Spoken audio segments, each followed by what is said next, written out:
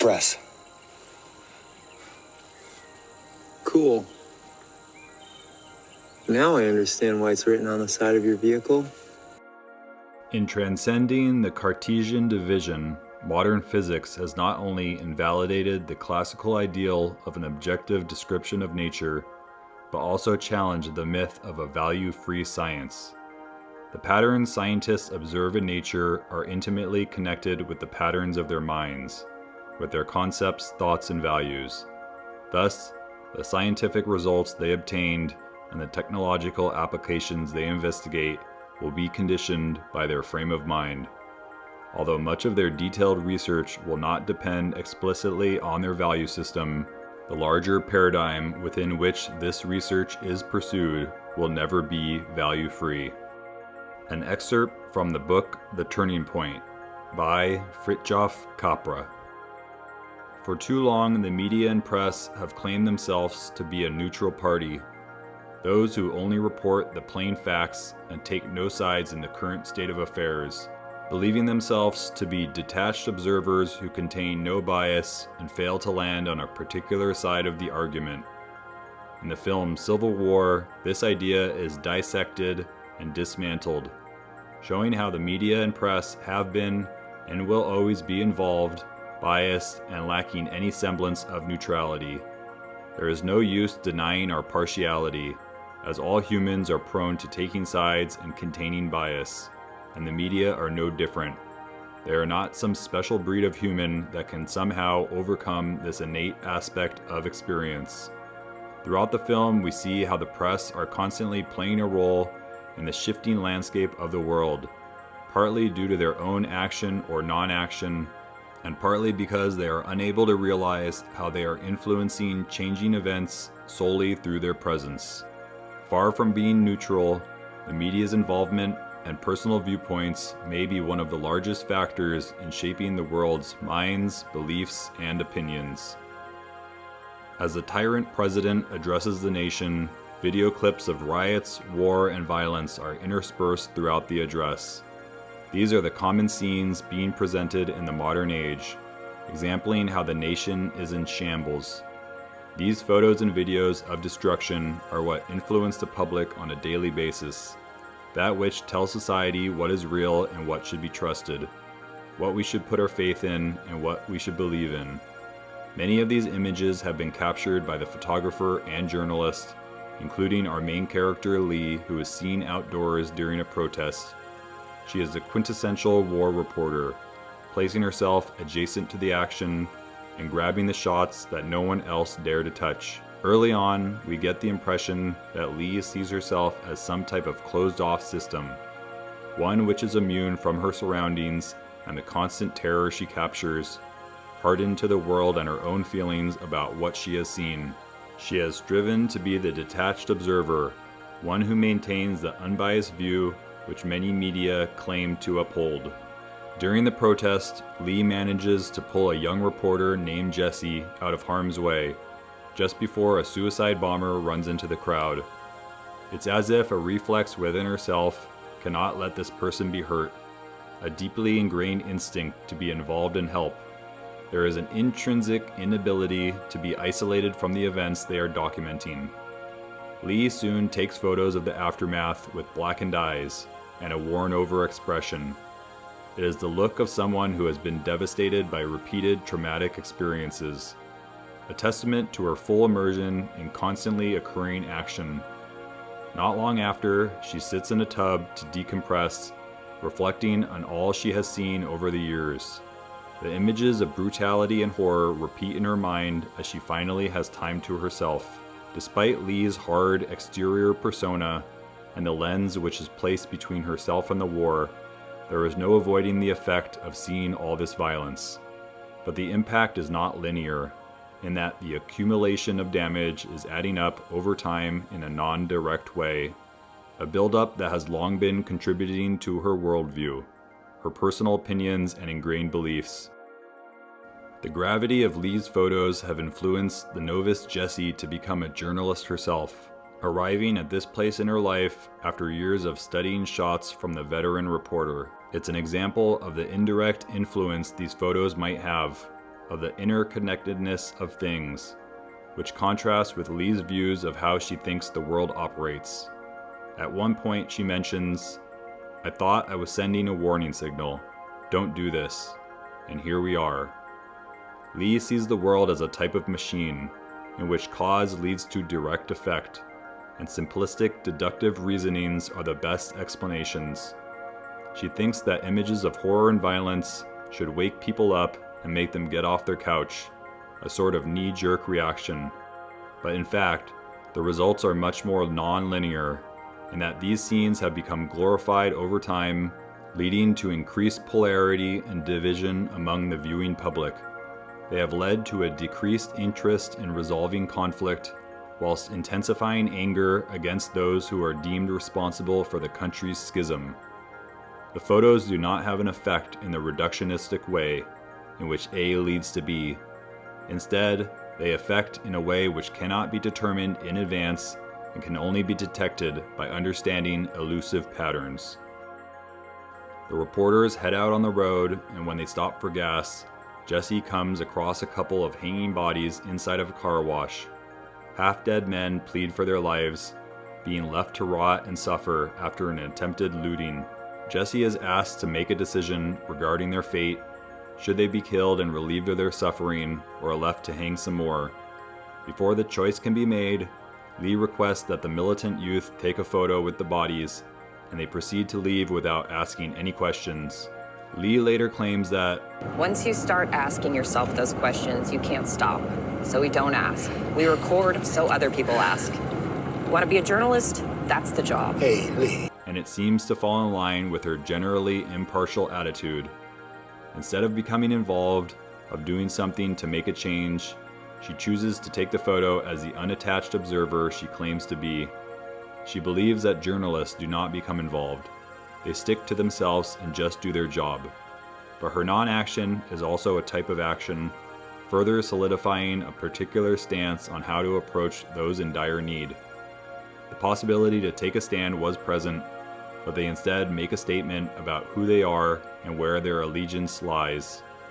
One which lies with themselves and their own preservation, a far cry from an absolutely neutral individual. Are you guys aware there's like a pretty huge civil war going on all across America? Oh, sure, but we just try to stay out.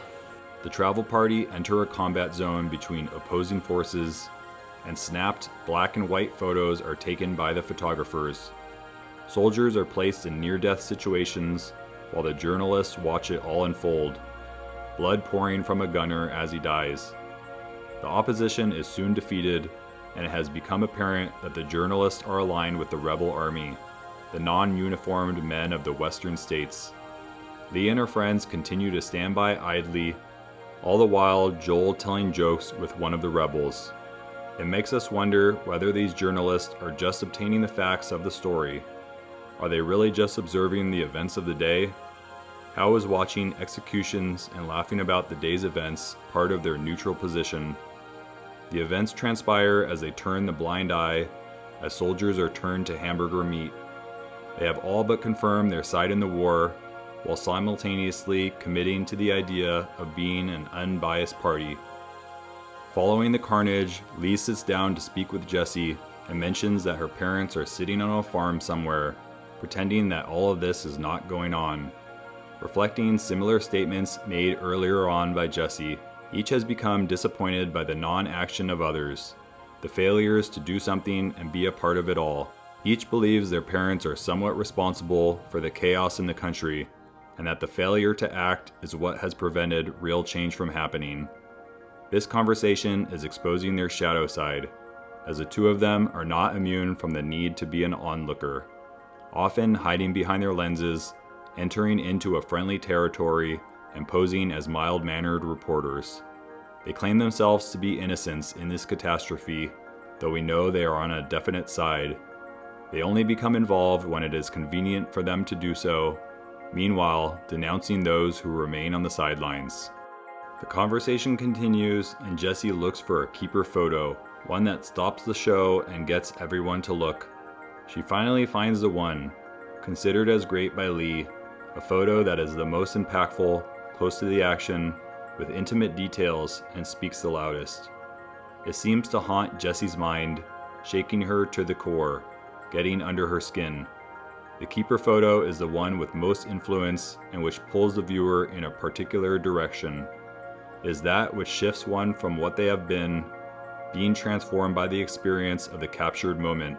It is also the one that furthers the themes of terror, fear, and anguish being pushed by the media.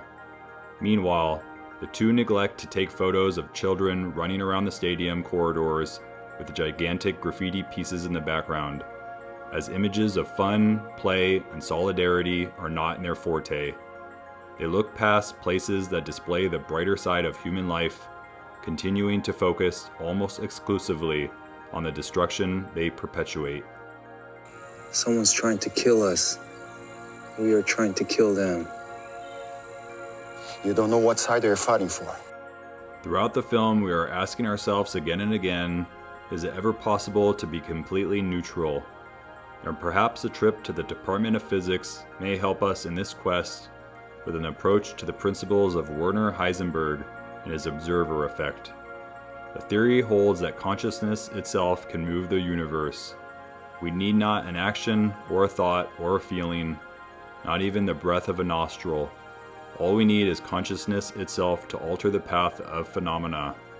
The thing of consciousness, which is hardly known in what it is itself, can determine what waves and particles are and how they react just through their observation. It provides a context to the fallacy of neutrality argument, in that everything has an effect, everything alters something in one way or another, and is never free of this burden. Nothing is ever fixed and not in process. All things are constantly in motion. No thing can ever be neutral to the world, isolated and separate, as each passing moment is a cause for paths and directions to be started and continued, a web of connections interweaving itself through reality. Following a terrorizing encounter where they escape a human grave created by a sociopathic independent party, each member comes out seriously affected and changed by the experiences of the past few days. Several of their friends have died, and they have all come close to death themselves. But this is all hardening their viewpoints, leaning them in stronger directions, intensifying their hate for the other side, which they claim to hold no bias against. There is no way to be unaffected and unevolved by the scenes they have witnessed, by the horror they have been immersed within. They are embedded in this world, and they are playing a part in the shaping of events, by killing others and aiding in the death of their friends, creating even more polarization in the process. What am I saying that's wrong? I'm not saying it's wrong. She just shook up. Lee doesn't understand shook up. Whoa.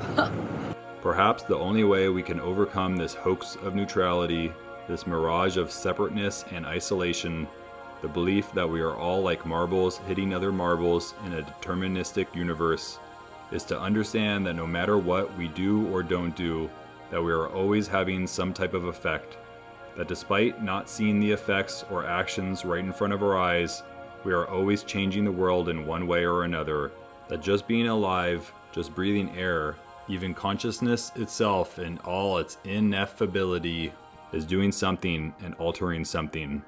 That no act goes unnoticed in the cosmos, and that each instance and moment has a meaning and purpose within the final design.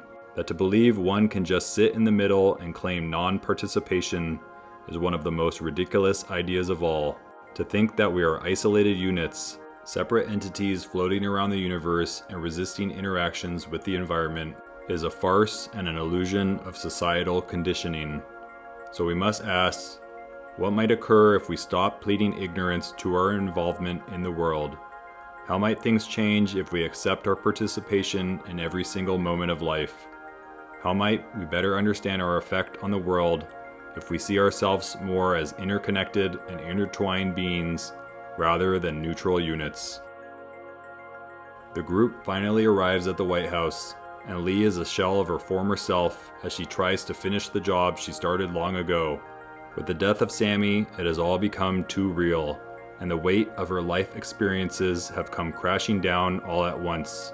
She had been impervious to her experiences for so long, but now she is finding it impossible to look away.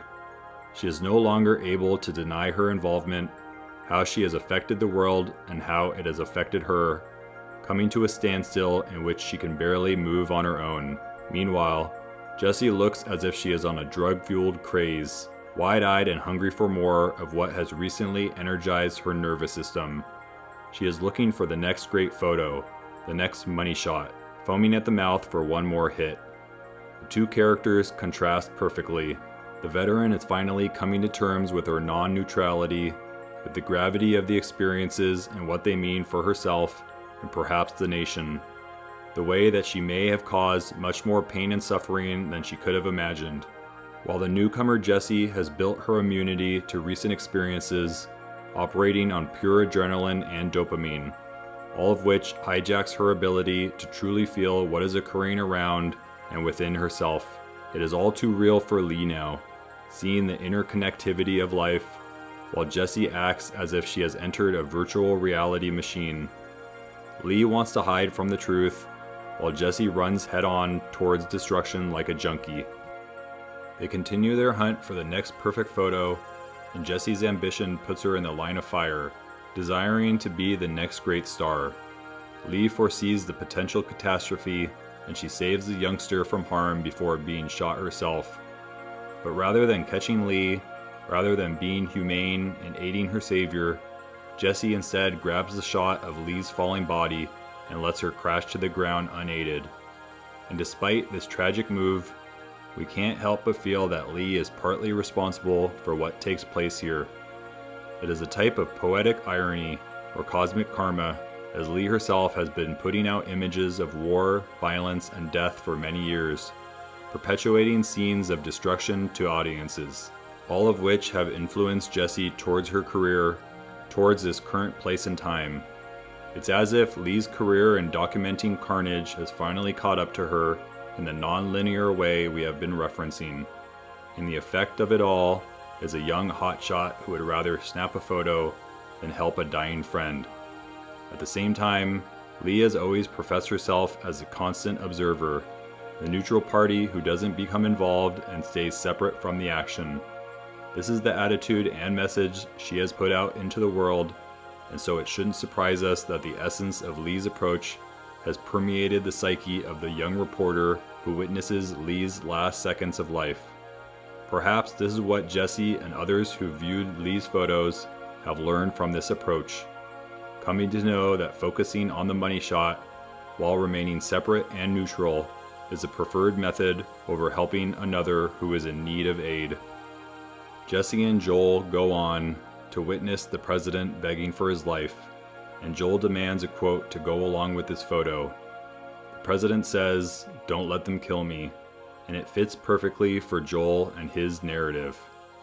It was always his desire to humiliate the man he detests so much and influence others to feel the same way. He and the other reporters were always intent to further their bias and slant to help move the polarity even further in one particular direction, despite claims to be just the press. Each of the reporters and all media members are aligned with some personal view of what the world should look like, of how things should be, of who is right and who is wrong. It is a fact we cannot get around, an inevitable truth of human existence. And it seems that by denying their bias and leanings, as opposed to accepting and understanding them, they are all having a much more destructive effect on the viewing public than they might like to believe. By looking away from the reality of non-neutrality, they are fueling the very problems they are hoping to extinguish. In the end, we are learning that the pure observer does not exist, that one is always participating in events in some form or fashion, and that unless these ideas are recognized and accepted, the motives of the media must continue to be questioned as opposed to being implicitly trusted.